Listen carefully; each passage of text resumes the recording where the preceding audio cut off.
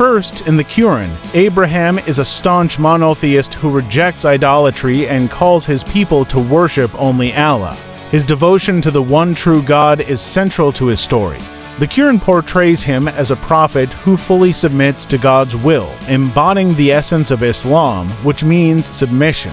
In contrast, the Bible focuses more on Abraham as the father of many nations and the ancestor of the Israelites. His story centers on his covenant with God and the promises made to him and his descendants. While he is also a monotheist, the Bible emphasizes his role as a patriarch.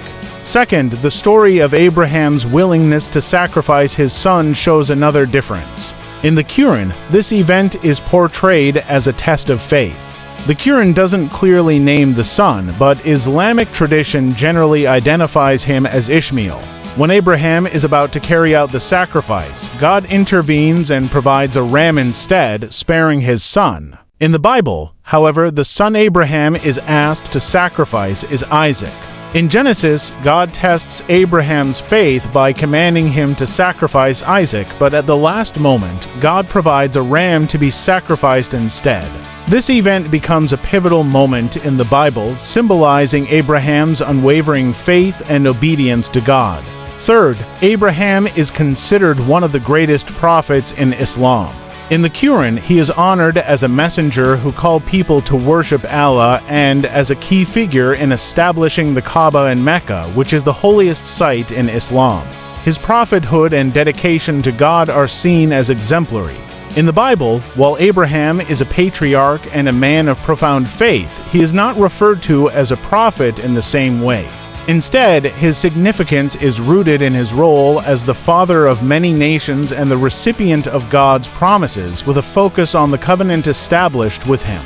Fourth, there's a strong focus on Abraham's rejection of idol worship in the Quran. A famous story describes how Abraham destroyed the idols in his community to show that they had no power. This act of defiance highlights his mission to guide people away from false gods and towards the worship of one true God. In the Bible, however, there is no story of Abraham destroying idols. Instead, his story focuses more on his journey of faith and his relationship with God, emphasizing his role as a man who listens to God's commands and trusts in divine promises. Fifth, the Quran credits Abraham, along with his son Ishmael, with building the Kaaba in Mecca. The Quran describes how they purified the Kaaba and dedicated it as a place for the worship of Allah alone. This is significant because the Kaaba is the focal point of Islamic worship, and Abraham's role in its construction ties him directly to the heart of Islamic practices, especially during the Hajj pilgrimage. In the Bible, however, Abraham is not associated with any specific religious structure. Instead, he builds altars to worship God as he travels, but there is no single sacred building linked to him. Sixth, in the Quran, Abraham is given the title Khalilullah, which means the friend of God. This reflects his close and intimate relationship with Allah and highlights his deep faith. In the Bible, although Abraham is revered as a man of great faith, the title friend of God is not explicitly used.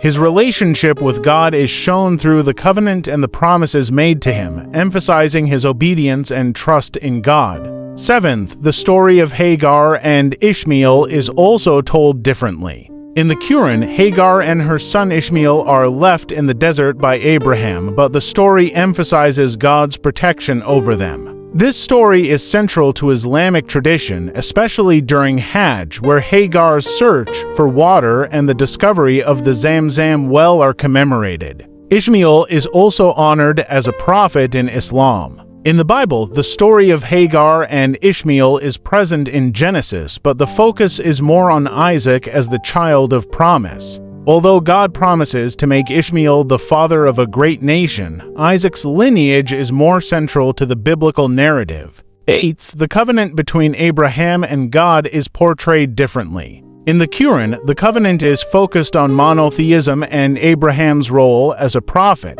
It emphasizes that Abraham's message was to worship Allah alone, and this covenant extends to his descendants as long as they remain true to this belief. In the Bible, the covenant is deeply connected to the promises of land, descendants, and blessings. God promises to make Abraham the father of a great nation through Isaac, and circumcision is introduced as the sign of this covenant, marking Abraham's descendants as God's chosen people. Ninth, in the Quran, Abraham has several direct conversations with God where he seeks understanding. For example, he asks God to show him how the dead are resurrected, and God demonstrates his power by bringing birds back to life. These dialogues highlight Abraham's desire for knowledge and his deep relationship with God. In the Bible, Abraham also has direct conversations with God, such as when he pleads for the cities of Sodom and Gomorrah. These dialogues show Abraham's boldness in interceding for others and his trust in God's justice, but the emphasis is often more on his acts of faith and obedience.